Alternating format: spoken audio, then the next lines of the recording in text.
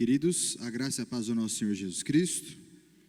Amém. Quero que você abra sua Bíblia comigo em Romanos capítulo de número 3, versículo de número 21 em diante, que nós já fizemos a leitura nessa noite. E eu gostaria que você mantivesse sua Bíblia aberta comigo, onde nós vamos manter a nossa tradição aqui no culto de ensino, onde eu vou ler e ir comentando com os irmãos a passagem. Sentado como vocês estão, eu quero que vocês fechem seus olhos mais uma vez. Senhor Jesus, eu peço nesse momento que o Espírito Santo de Deus, o mesmo que abriu o entendimento dos apóstolos ali antes do Senhor, ó Pai, subir ao céu, eu peço ao Senhor que esse mesmo Espírito abra o nosso entendimento nessa noite, nos ajude a receber e a guardar a palavra no nosso coração, ilumine a nossa mente, aqueça o nosso coração nessa noite, no nome santo de Jesus. Amém, meus irmãos? Eu farei aqui no telão o uso na nova versão transformadora durante essa série de mensagens.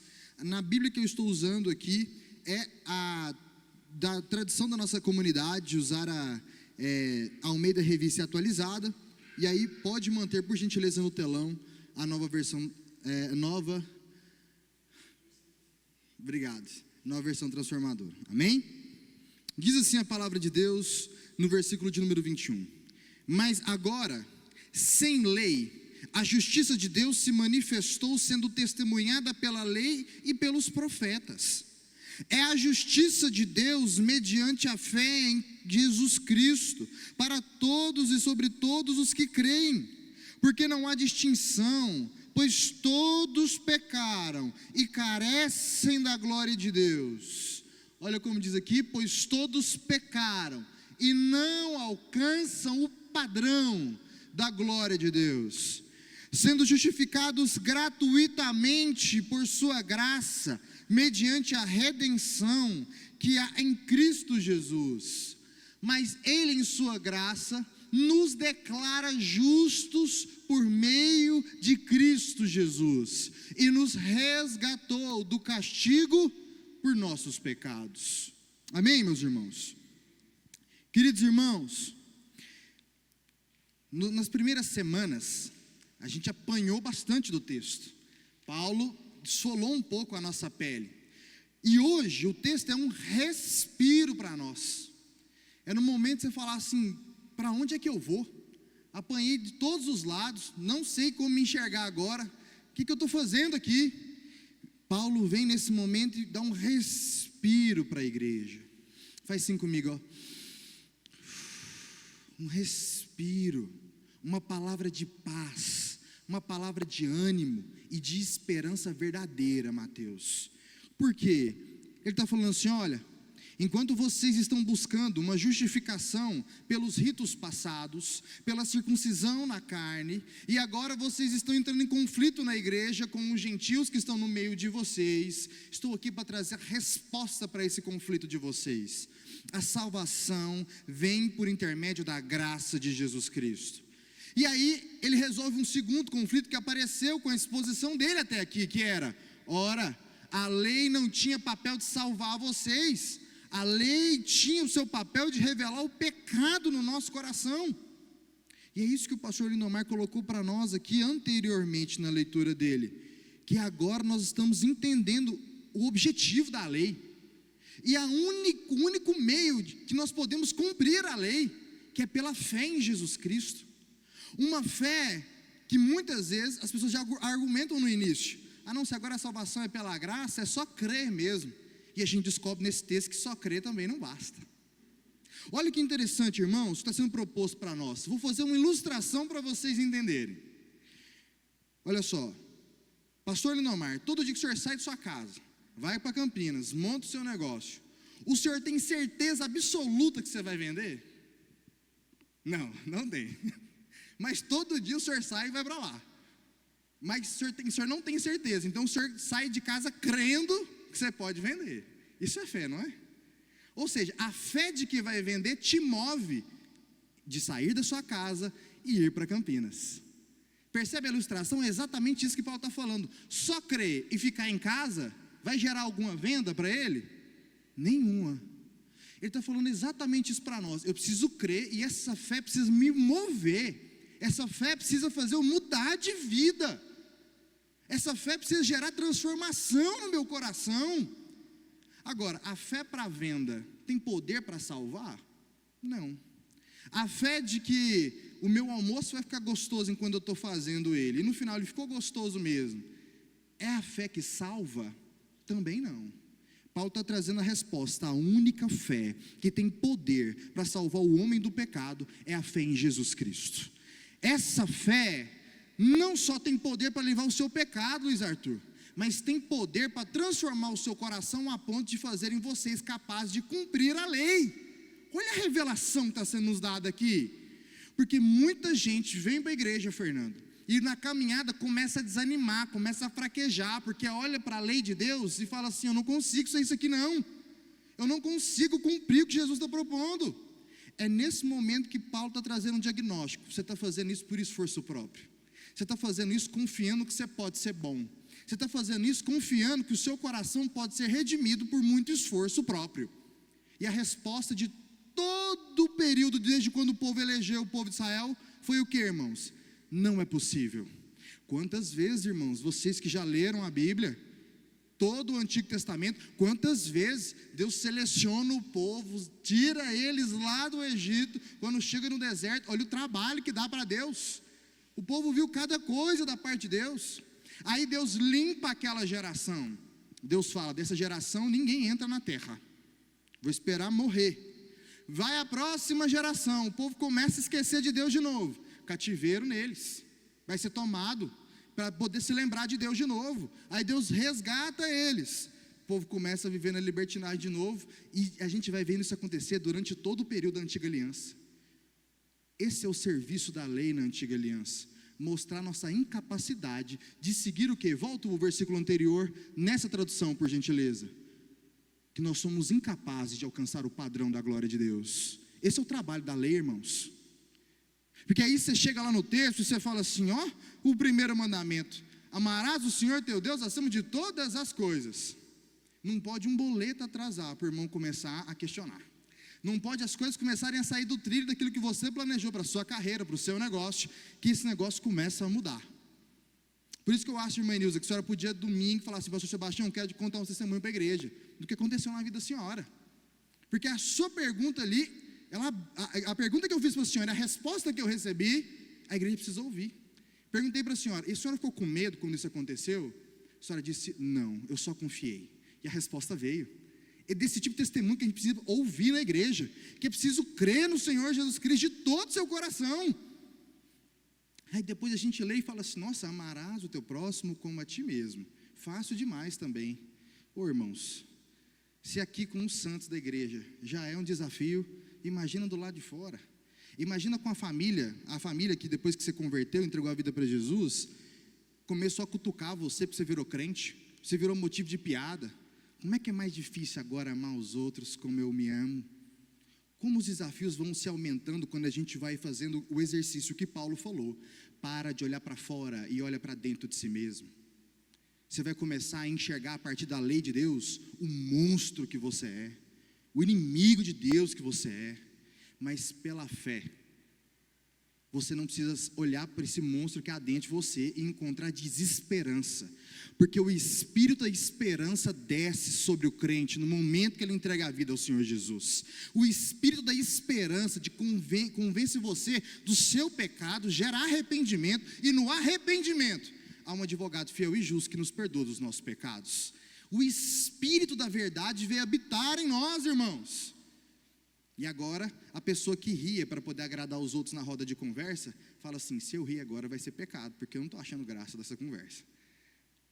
A cabeça começa a mudar, porque o Espírito da verdade veio habitar em vocês. Amém, irmãos? Paulo está trazendo um diagnóstico para nós, sobre principalmente a gente parar de tentar conquistar a graça de Deus. Diga comigo, isso é impossível. É impossível, irmão, alcançar a graça de Deus por esforço próprio.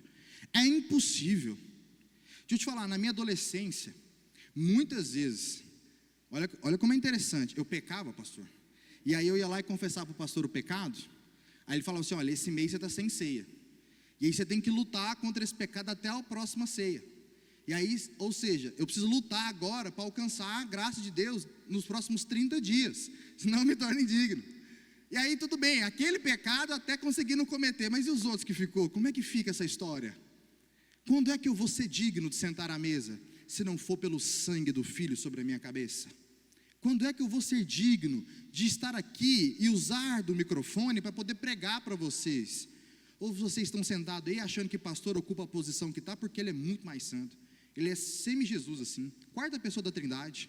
Vocês estão enganados, irmãos. Nosso fardo é ainda maior, porque sobre tudo que nós pregamos para vocês aqui na frente, nós seremos julgados por isso. Não foi isso que a gente leu aqui?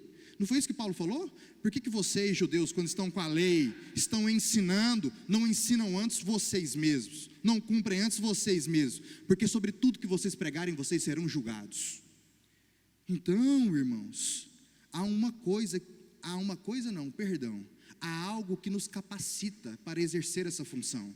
Há algo muito maior do que nós, que nos convence de nossa caminhada e nos faz nos sujeitar a vocês, a servir vocês, que não é proveniente de um coração bondoso do irmão que está aqui na frente. É pela obra de Jesus que aconteceu nos nossos corações para servir vocês um dia. Jesus nos encontrou, irmãos, não havia bondade no nosso coração. A bondade que nós exercemos aqui, que vocês veem um sorriso no nosso rosto, foi Jesus que colocou. Foi a obra do Espírito Santo que nos faz todos os dias olhar com amor para a igreja de Jesus. E essa mesma graça é operada na vida de todos vocês. Há dois tipos de pessoas que vieram para a igreja aqui hoje. Aquelas que vieram assistir, filtrar aquilo que elas querem, e elas vão embora, e às vezes podem até repetir isso. Mas há um outro tipo de pessoa que veio aqui na igreja hoje, que vai ouvir, desarmar o coração, ouvir a palavra e pedir ao Senhor: Senhor, me muda a partir dessa palavra. Essas pessoas estão manifestando a fé que Cristo espera de nós, uma fé transformadora, uma fé capaz de nos fazer cumprir a lei de Deus. Amém, irmãos? Venha no versículo de número 25 comigo nesse momento.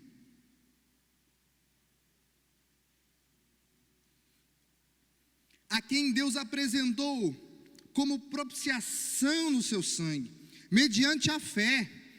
Deus fez isso para manifestar a sua justiça, por ter Ele, na sua tolerância, deixado impunes os pecadores anteriormente cometidos, os pecados, anteriormente cometidos. Aqui na nova versão transformadora vai dizer: Deus apresentou Jesus como sacrifício pelo pecado, com o sangue que Ele derramou, mostrando assim sua justiça em favor dos que creem. No passado, Ele se conteve e não castigou os pecados antes cometidos, versículo 26. Pois planejava revelar sua justiça no tempo presente. Com isso, Deus se mostrou justo, condenando o pecado, e justificador, declarando justo o pecador que crê em Jesus Cristo. O que a palavra está dizendo assim? Tanta coisa bonita para a gente poder interpretar aqui. Deus está falando: até esse momento não houve sentença de Deus, até que sua justiça fosse imperada. O que isso quer dizer, João Marcos? Quer dizer que Deus não manifestou sua justiça até que Cristo viesse. Porque se julgasse os demais sem a luz do sacrifício de Jesus Cristo, esses então estariam em desvantagem.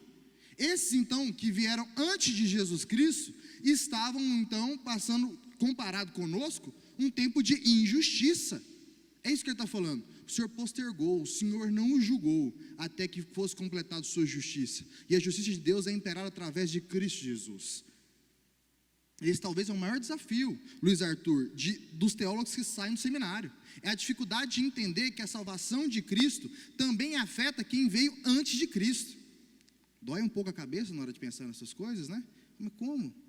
Exatamente isso que Paulo está revelando para nós. Tendo em vista a manifestação da sua justiça no tempo presente, a fim de que o próprio Deus seja justo e o justificador daquele que tem fé em Jesus. Onde fica então o orgulho? É a pergunta de Paulo. Foi totalmente excluído por meio de que a lei, a lei das obras? Não, pelo contrário, por meio da lei da fé. pois planejava revelar sua justiça no tempo presente. Versículo de número 27, por gentileza. Podemos então nos vangloriar de ter feito algo para sermos aceitos por Deus? Tem alguém aqui que pode dizer: não, eu jejuei 40 dias para Deus me aceitar? Não, tem 40 dias que eu estou separado, só comendo arroz e feijão para Jesus me aceitar.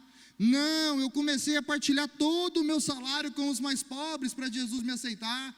Não há nada que vocês fizeram que colocaram vocês na posição de serem merecedores e se vangloriar e dizer: foi por isso que Jesus morreu por mim. Olha como eu sou esforçado, olha meu testemunho, olha como eu sou uma pessoa séria, olha como eu só digo a verdade. Não há motivo, irmão, para se vangloriar. Não há motivo de achar que você pode estar num degrau acima por ter Jesus no coração. Essa obra foi completamente realizada pela graça de Jesus. Não, pois nossa salvação não vem pela obediência à lei, mas é pela fé, irmãos. Aí eu te faço uma pergunta nessa noite. Paulo não faz essa provocação, mas eu preciso fazer, irmãos, para vocês, como igreja, mais uma vez. A vida de Jesus foi entregue na cruz do Calvário, pela vida que você está vivendo hoje. E eu te pergunto, o sacrifício de Jesus, quando você olha para Ele, e você olha para a sua vida, você fala: valeu a pena Ele ter morrido por mim? Como você tem conduzido a sua vida depois que você entregou sua vida para Jesus? Quando você olha para o sacrifício dele, você olha e se orgulha falando assim: olha, a vida que eu tenho vivido, valeu a pena a morte dolorosa de Jesus na cruz por mim. Quando você responder isso para si mesmo, você vai perceber que a sua fé tem provocado pouca mudança no seu coração. Porque Paulo está falando de uma fé que foi manifesta no coração dele, que ele deixou tudo, todo o dinheiro, toda a glória, toda a posição social que Paulo tinha. Paulo era o doutor a ser ouvido por aquele povo naquela época, gerente de grandes comissões procurando os cristãos. Mas a fé, uma vez manifesta no coração desse homem, fez ele abandonar tudo, até o nome que ele tinha. E para ele, isso era uma vida de verdade. E aí eu devolvo a pergunta para vocês novamente. Uma vez que vocês olham para o sacrifício de Jesus, vocês dizem que creem nisso, como isso tem refletido na vida de vocês, irmãos? Dia após dia. Sabe, se fosse para convencer para vocês por outros métodos, eu poderia usar, sabe? Colocar um pad aqui no fundo, falar com mais calma, olhar no seu olho, e talvez você iria se arrepiar todo. Mas o tipo de conversão que eu acredito é uma conversão que acontece de dentro para fora. Porque a gente está vivendo num tempo do espetáculo. As igrejas são preparadas para poder nos arrepiar. Só que a gente sai de lá o mesmo mentiroso, o mesmo masturbador, o mesmo ofensor da cruz de Cristo, o mesmo que mancha o evangelho. E aí vem a música que nós cantamos hoje: do que vale? As mais belas poesias, as mais belas canções, os mais belos arranjos, se no fundo a minha fé, quando ela é manifesta, ela não promove mudança no meu comportamento. Paulo está justamente trazendo luz para isso, irmãos. Não é pelo nosso bom comportamento que nós conquistamos a graça de Deus, mas uma vez que a graça de Deus nos alcança, e nós cremos nisso, ela precisa provocar em nós uma mudança de vida, uma mudança de postura. Amém? Diz assim o versículo 28: portanto, somos declarados justos por meio da fé e não pela obediência à lei. 29. Afinal, Deus é Deus apenas dos judeus? Não é também Deus dos gentios? É claro que sim. Por que Paulo está falando isso? Os judeus receberam a lei, os judeus eram um povo da aliança, foram separados, mas todos que creem em Jesus estarão no mesmo céu, sobre a mesma honra, sobre a mesma glória. Versículo 30. Existe um só Deus, e Ele declara justo tanto os judeus como os gentios. Somente pelo que, irmãos? Somente pelo que, igreja? Vamos, irmãos, somente pela? Isso aqui precisa participar do nosso diálogo com as pessoas. Esse tipo de declaração precisa participar da nossa vida quando a gente começar a receber os novos na fé, irmãos. A gente está recebendo os novos na fé e tratando eles a partir da lei. Ele chega no domingo, entrega a vida para Jesus. Na quarta-feira, a roupa dele tem que te agradar, a gíria dele tem que te agradar, o que ele come tem que te agradar. Que é isso, irmãos? Existe um só Deus, Ele declara justo tanto os que foram convertidos anteriormente, como os que são novos na fé, estão chegando agora. A geração alfa, nascidos de 2010 em diante, uma geração que a gente nem está preparado para conversar com ela, que passa o dia no TikTok, com gírias, com coisa que não sabe o que significa. E aí, o que nós vamos ser tentados, irmãos? A quando esses adolescentes se converterem, esses jovens da nova geração se converterem, seguirem os padrões de como era a sua juventude lá atrás. Você vai matar a fé desses meninos. Vocês vão matar a fé desses novos convertidos, irmãos. É preciso pensar além da lei, mas pensar a partir do Espírito Santo de Deus. Quantos de vocês nas suas orações durante a semana têm falado com Jesus e falado: Senhor, me dá sabedoria. Senhor, me dá sabedoria para conversar com o ímpio. Senhor, me dá sabedoria para conversar com o irmão que está convertido e acabou de pecar. Senhor, me dá sabedoria para conversar com quem ainda eu preciso perdoar. Senhor, me dá sabedoria para conversar com o meu cônjuge. Senhor, me dá sabedoria para administrar os meus negócios. Senhor, me dá sabedoria para ter entendimento da sua palavra quando eu sento para poder ler e conhecer mais do Senhor. Porque o meu irmão de Jesus, Tiago, na sua carta diz: aquele que pede sabedoria, o Senhor tem prazer em dar a eles. Quantos têm pedido sabedoria da parte de Deus, para administrar com verdade e com responsabilidade a palavra de Deus, irmãos? No versículo 31 ele diz o seguinte para nós: então, se enfatizamos a fé, quer dizer que podemos abolir a lei? Claro que não. Na realidade, é só quando temos fé que cumprimos verdadeiramente a lei. Eu gosto muito desse texto porque ele é completo, irmãos. Quantas vezes a gente não vai ter um debate com o irmão, pregar para o irmão, vai falar sobre a graça de Deus, e aí sempre o argumento que surge é esse: então não preciso seguir a lei também não. Não, então rasga o Antigo Testamento da Bíblia. Sempre esses argumentos fracos. Ele está falando, não, tem sua validade.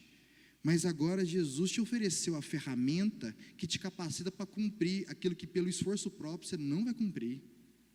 Agora pela fé vocês têm capacidade de cumprir o que foi colocado para nós no início, os requisitos que se comparam à glória que o Senhor espera de nós, a santidade que o Senhor Jesus espera de nós, que era impossível de ser alcançada sem a pessoa do Espírito Santo anteriormente, agora nos foi dado.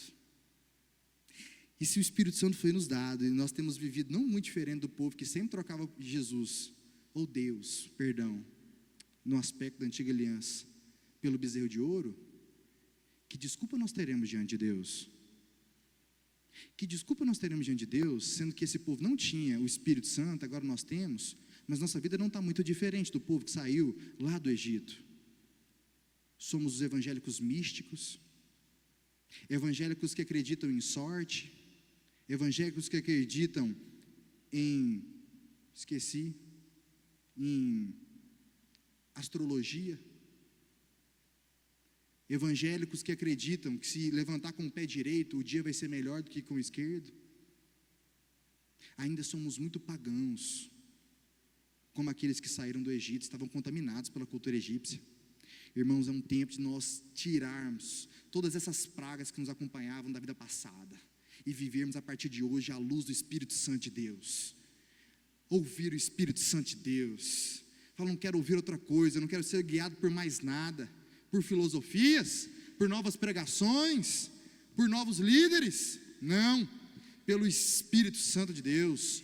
Porque eu duvido que um crente que é guiado pelo Espírito de Deus não vai servir melhor a sua igreja, não vai respeitar melhor os seus líderes, não vai cuidar melhor da sua casa. Eu duvido que um crente cheio do Espírito Santo de Deus vai trabalhar com espírito de rebeldia, vai dividir a igreja do Senhor Jesus Cristo, vai trabalhar sempre pelos mais necessitados, com um coração mais longânimo, misericordioso e bondoso. Essa capacidade que Deus nos deu através do Espírito Santo. Nós não éramos capazes de amar tanto, de sermos tão longânimos, tão misericordiosos. E se temos sido pouco, é porque tem nos faltado uma vida com o Espírito Santo de Deus. Sabe, irmãos, esse final de semana eu estive em Brasília, passando um tempo com os meus pais, que já foram embora, e eu tive uma experiência muito interessante.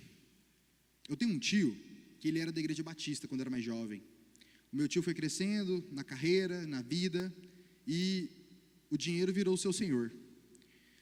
Hoje, meu tio é um homem cético, não crê mais em Deus, não crê que há nenhuma entidade, e que a vida após a morte, ela só acaba mesmo. E eu me recordo que todas as vezes, quando a gente é muito jovem, tem uma frase muito interessante, que eu gosto de, é uma brincadeira, entendam assim, que fala assim, quando a gente é jovem, tudo na vida faz sentido, porque quando a gente é jovem, a gente é burro. E aí, o que isso quer dizer? Que muitas vezes eu chegava lá, irmã Nilza, achando que porque eu estava lá no 17 anos no seminário, eu ia achar um super argumento que ia convencer meu tio a virar crente. E todas as vezes eu tomava uma surra, assim, eu ficava envergonhado, eu não conseguia defender minha fé, mas de jeito nenhum, E aí eu ficava o quê? Enfesado, com raiva. E aí todos os anos da minha vida, assim, eu dediquei a estudar o Evangelho, a estudar a Palavra de Deus, e fui sido convencido por outra rota. E toda vez que eu chegava lá, apanhava de novo. Mas dessa vez, o testemunho é diferente.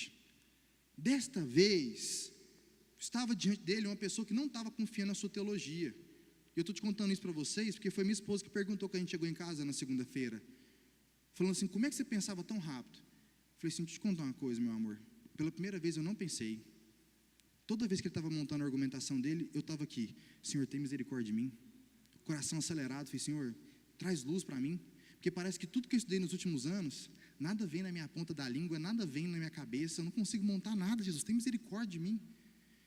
E aí de repente, eu comecei a perceber que o circo estava fechando para ele.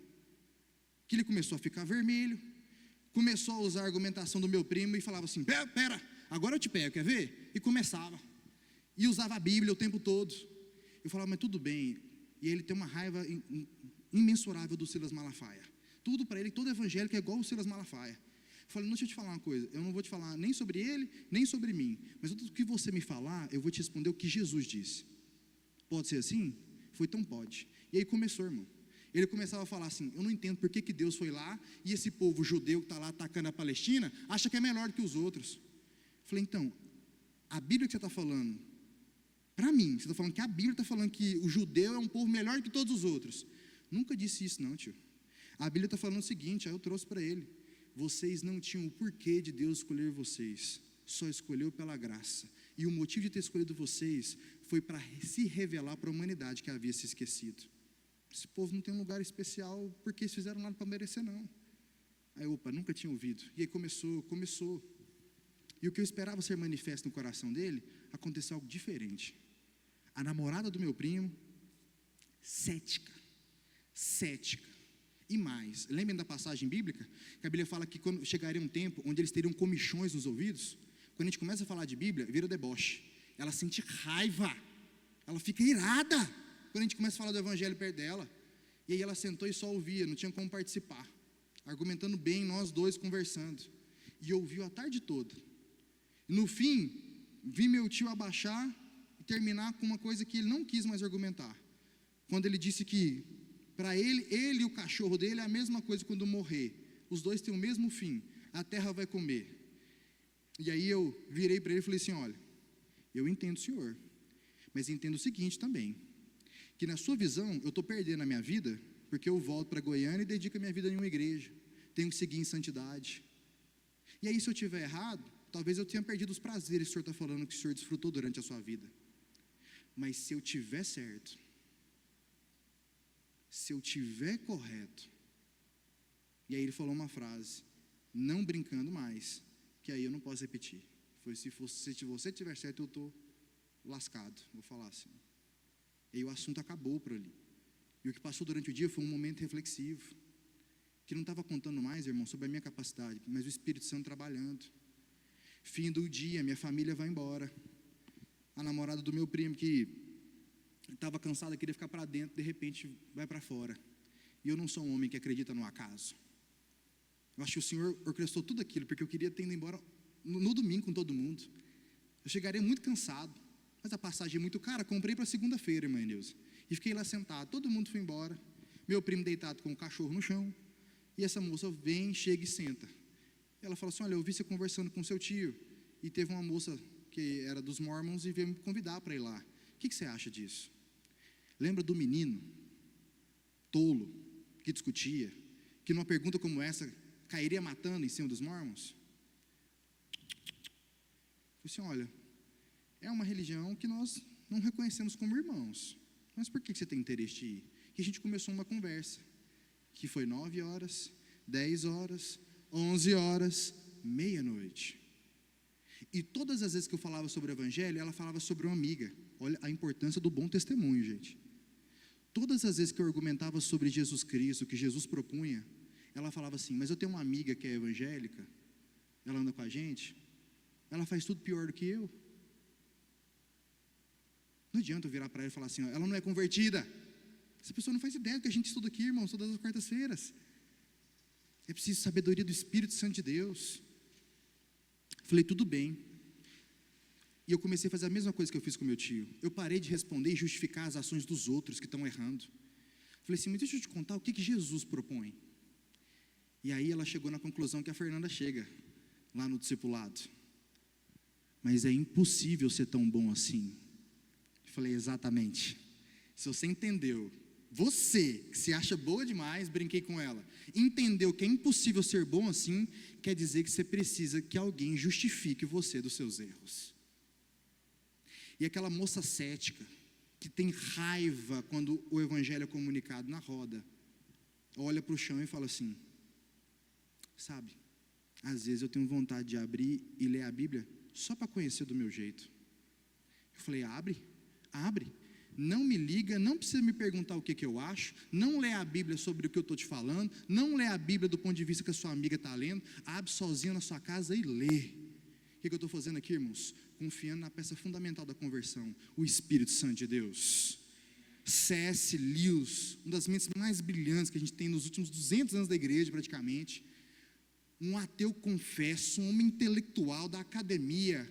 Qual que é a proposta dele? Eu vou pegar a Bíblia desses crentes e vou mostrar como que faz uma vida intelectual de verdade. Isso aqui é tolo demais. Começou a ler o Evangelho sozinho, sem evangelista, e então no meio da leitura, irmão, o Espírito Santo toca, esse homem se constrange e começa a produzir toda a vida intelectual dele para a glória de Deus. Percebe alguns elementos aqui? Insistência. A gente precisa tirar nossa vaidade de lado. A gente precisa ouvir mais as pessoas. A gente está vivendo um tempo, irmãos, que a gente acha desperdício de tempo, dedicar tempo às pessoas. Porque se eu tivesse confiado só no período lá à tarde e for jogar videogame à noite, essa conversa não tinha acontecido. 3 horas de conversa, eu suando a cabeça, pensando, usando tudo o que foi necessário, estudando todos esses anos. Por isso eu falo para vocês, irmãos, estudem mais a palavra de Deus, se dediquem mais ao Evangelho, porque o Espírito Santo ministrou o meu coração no que dizer, dentro daquilo que eu tinha previamente estudado. A mente da gente é como um grande bueiro, pastor, passa água, cai sempre, e nunca fica água empoçada, mas quando precisa, brota água. É a mesma coisa, estuda, irmão, lê, não acredita que isso é em vão. A principal artimanha de Satanás para o nosso tempo se chama ignorância da igreja. A gente está parando de saber responder quem é Jesus. É os de fora falando, mas Jesus nem nunca falou isso. Eu estou ensinando os meninos discipulado. Pega a Bíblia, entrega na mão da pessoa e pergunta, onde é que ele falou? Mas você também precisa estar preparado para poder mostrar Jesus para essa pessoa. Precisa poder saber, começar a mostrar quem é Jesus de verdade, respaldado na palavra. É nessas horas que eu dou glória a Deus pela reforma protestante, porque se não fosse a reforma, pastor, essa moça não poderia chegar em casa, comprar uma Bíblia na estante e ler em casa e o Espírito Santo tocar. A Bíblia era restrita na mão dos clérigos. Agora não, a palavra de Deus está disponível para quem buscar, vai encontrar. Esse é o maior fruto da reforma protestante, irmãos, é o acesso à palavra de Deus, sem outro intermediador, que não seja o Espírito Santo de Deus por nós. O Espírito Santo que convenceu os gentios, antes mesmo da lei chegar lá, porque estava retida pelos judeus, mas Paulo falou no capítulo 2 para nós, mas pelo Espírito, pelo instinto, ele já tem seguido a lei que vocês cercearam deles. Esse Espírito continua ativo na igreja, ministrando nos corações. A reforma protestante nos trouxe exatamente a possibilidade, que hoje estamos cada um com a Bíblia na mão. Eu sempre proponho, fica com a Bíblia aberta, você tem dúvida, levanta a mão e pergunta, não questiona, lê, presta atenção no que a gente está pregando, não abre a cabeça para ouvir de tudo, senão se você lidar assim com a sua vida na fé, você chega na internet e ouve tudo também, de repente você está acreditando num monte de coisa, e esse monte de coisa muitas vezes está contrariando a palavra, mas é dito em nome de Deus. Paulo está trazendo aqui para nós, que a fé que nos traz salvação em Jesus Cristo, traz consigo uma responsabilidade. Por isso, irmãos, nesse momento, terminando a palavra, eu clamo pela igreja em amor, dizendo, irmãos, respondam positivamente à voz do Espírito Santo no coração de vocês. Eu prego sempre crendo que não vai ser a minha próxima performance que vai convencer vocês, não. Eu me esforço lá, mas do mesmo jeito, que eu creio que o Espírito Santo vai ministrar no coração dessa moça cética, quando ela estiver com a Bíblia lá no quarto, é que o mesmo Espírito vai atuar no coração do crente aqui na igreja Proclamai. Vocês precisam amar mais a igreja, e amar mais a igreja consiste em passar mais tempo perguntando ao Espírito Santo de Deus, o que eu posso fazer para contribuir melhor com o seu corpo, Jesus? Amar mais a igreja não é só vestir a camisa da empresa, isso aqui não é uma empresa, é passar mais tempo perguntando, sabe, eu acredito que a gente perguntar críticas, e colocar uma folha na mão, todo mundo aqui tem críticas a nosso respeito, a nossa comunidade, todos têm. A minha pergunta agora é, se você ama essa comunidade, quanto tempo você olha para esse papel e ora para que você seja uma resposta desses problemas da nossa comunidade, irmãos? Quanto tempo você passa orando e se desafiando diante de Jesus a ser uma solução? E não se juntar com aqueles que estão do lado de fora, só cutucando a igreja de Jesus, só tecendo críticas que fadigam a igreja de Jesus. Deus nos chama para sermos luz, sal da terra. A diferença, para reclamar tem um monte, irmão, mas para se dispor para ser resposta de Deus na comunidade tem poucos. Que a sua fé promova em você uma transformação, que você deixe de ser um fardo e comece a ser a resposta de Deus na vida da sua igreja, da sua família, da sua casa, aonde quer que você pise. Que a sua fé traga uma diferença no seu comportamento, mas principalmente na vida daqueles que estão ouvindo você. E muitas vezes, Fernanda, não estão te ouvindo através daquilo que você fala, mas de como você se comporta, de como você age. Amém? Vamos ficar de pé, vamos fazer uma oração nesse momento, agradecer a Jesus. Pense bem nisso, irmãos. Pense bem nisso, o quanto que você tem que trabalhar para ganhar o seu mísero salário, o quanto que você tem que se dedicar para conseguir prosperar minimamente nesse país que é tão difícil. E de repente vem alguém e fala assim, eu te ofereço a vida eterna, e ela é de graça. Tudo nessa vida que a gente perde facilmente, se torna poeira. Vai comprar um pneu novo, Mateus, para o seu carro é R$350, aí você compra, acabou de trocar, virou ali, alguém estourou um caco de vidro, furou o pneu, foi-se embora, todas as horas trabalhadas sobre ele. Mas a salvação que não te custa no seu esforço, a salvação que é dada de graça, que é sustentada pela fé que Jesus ministra pelo Espírito Santo no seu coração, essa fé, meu irmão, essa fé é que vai nos levar a uma vida eterna. Essa fé é que nos vai fazer ficar de pé até a chegada do dia do Senhor. Pense bem, a salvação, ela é de graça, mas não foi de graça não. teve um custo de sangue por mim e por você. Sempre se questione se a vida que você tem vivido é uma vida que valeu a pena Jesus ter morrido por você. E isso vai ser uma chave fundamental para o Espírito Santo começar a te mudar de dentro para fora. Coisas que você fala assim: eu fui criado desse jeito, eu sou assim.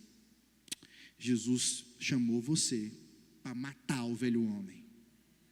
O Espírito Santo não coabita com o velho homem. É preciso mudar, irmãos. É preciso de mudança sincera, irmãos. Isso começa através de nós, com o auxílio do Espírito Santo, porque sem Ele é impossível. Impossível mudar o linguajar, a crítica dos outros. Como é que anda a sua boca, irmãos? Sobre os seus irmãos, sobre os de fora. Aqui você é uma bênção, mas lá no seu emprego você é a pessoa que leva as fofocas. Quem é você, irmão, quando seu irmão não está te vendo, quando seu pai não está te vendo, quando seu pastor não está te vendo? Quem é você quando você lembra que só tem o Espírito Santo no seu coração te assistindo? Como você se comporta do lado de fora mostra se você tem uma crise de fé ou não, sabia? Porque se quando tem todo mundo que você está vendo fisicamente te vê, aí você não peca, do lado de fora você peca, é porque você não crê que Jesus está com você do lado de fora. É preciso revisar o nosso coração de dentro para fora. Amém? Senhor Jesus, que a Tua graça, a Tua misericórdia, nesse momento, transforme o nosso coração, transforme a nossa mente.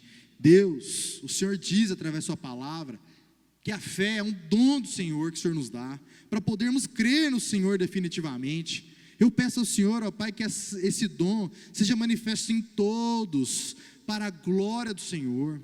Uma fé que promova mudança nos nossos corações, ó Pai, para que todos possam orar pedindo ao Senhor que nós não queremos mais ser iguais, não queremos ser mais de nós mesmos, mas queremos ser a habitação do Senhor, o templo santo de Deus, que as pessoas possam olhar para nós e perceber, de fato, aquela velha mulher morreu, aquele velho homem morreu, ele mudou totalmente depois que entregou a vida para Jesus. Que o Senhor possa dia após dia, ó Pai, nos mostrar o caminho da fé, e nós possamos responder, ó Pai, de maneira positiva, para que possamos agradar o Seu coração, através da fé em Cristo Jesus. É o que nós pedimos, Senhor Jesus. Tenha misericórdia de nós mais uma vez. Eu sei que é por causa de Suas misericórdias que nós ainda não fomos consumidos, e eu peço ao Senhor que o Senhor abra o nosso entendimento, para poder exercitar essa fé. Mais um ano tem se findado aqui na comunidade. Quantas foram as expectativas que nós conseguimos atingir pela Tua graça? Quantas outras expectativas não chegaram? Mas o Senhor é o mesmo, o Deus é o mesmo, as coisas continuarão acontecendo no Seu tempo e não no nosso. Nos dê um coração que descanse no Senhor, que confie no Senhor, ó Pai. Nós precisamos sempre aprender a confiar mais no Senhor.